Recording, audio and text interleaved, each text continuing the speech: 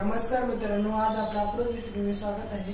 आज आपण Schezwan rice बनवणार आहोत। पण जर तुम्ही अप्रोच रेसिपी या चॅनलला सबस्क्राइब केले नसेल तर सबस्क्राइब करा आणि लाईक शेअर आणि कमेंट पण करा तुम्हाला शेजवान राईस कशी आवडली। चला तर आपण व्हिडिओला सुरुवात करूया। लसूण टाकलेला आहे, तेलामध्ये टाकायचा, तेलात बारीक चिरून, मग आलं सुद्धा बारीक चिरून टाकायचं, एकदम बारीक चॉप करायचं ते, आणि मग त्याच्यामध्ये थोडंसं नॉर्मल फ्राय होऊन द्यायचं, पूर्ण गुलाबी पण करायचं नाही। कांदा केलेला आहे, उभा कापलेला आहे, तो सुद्धा तेलात टाकायचा।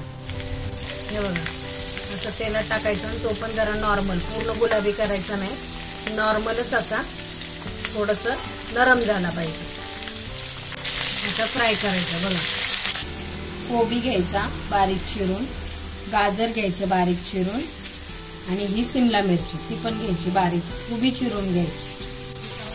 कांद्याची पात घ्यायची, ती अशी मीडियम ह्याच्यात कापायची। बघा, या भाज्या ज्या आपण घेतलेल्या आहेत त्या भाज्या सर्व धुवून घ्यायच्या। बघा, कांदा नरम झालेला आहे, पूर्ण लाल पण नाही झालेला, असंच फ्राय करायचा। हे बघा, कोबी घेतला होता, कोबी टाकायचा,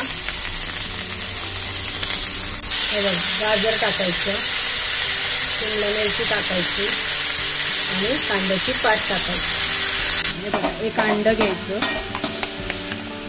आणि मग ते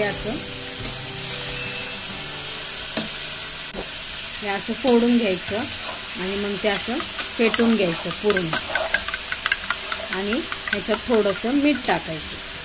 हे बघा, हे मीठ टाकायचं आणि हे असं पूर्ण अंड चांगलं फेटून घ्यायचं।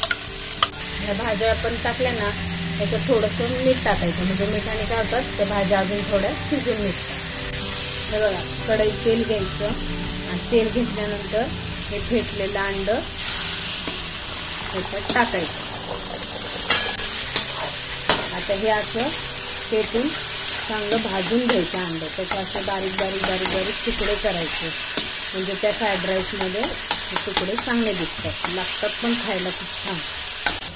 हे बघा, ही शेजवान चटणी आहे, ती मी घरातच बनवली।